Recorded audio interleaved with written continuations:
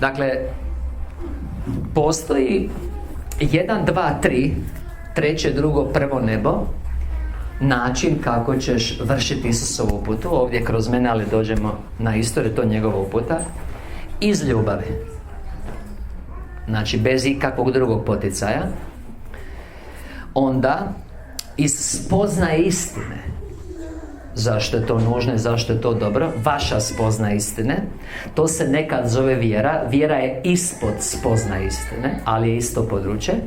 Broj 3, iz poslušnosti, autoritetu.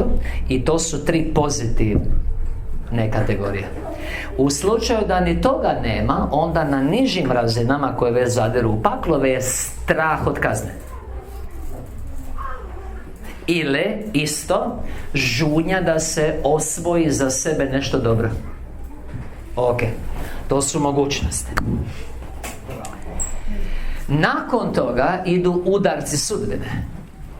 Veće ili manje nesreće koje će zadesiti svakoga. Seminar u Splitu, da će vam se drugo predavanje Otvrdla srca, ne važi samo za financije, još više za duhovne financije. I onda naravno gubitak svjetla, to je treći pakao, i onda je propast. To su razine, idemo od trećeg neba, ovo niste nikad čuli, ovo vam je dosta isto bilo bitno. I što činiti? Pa što inače? Ideš u riječ da se uvjeriš da je to od njega, da je istinito, moliš za snagu i milost, inače živiš u ljubavi, što će ti probuditi ljubav, i onda će se to poboljšati.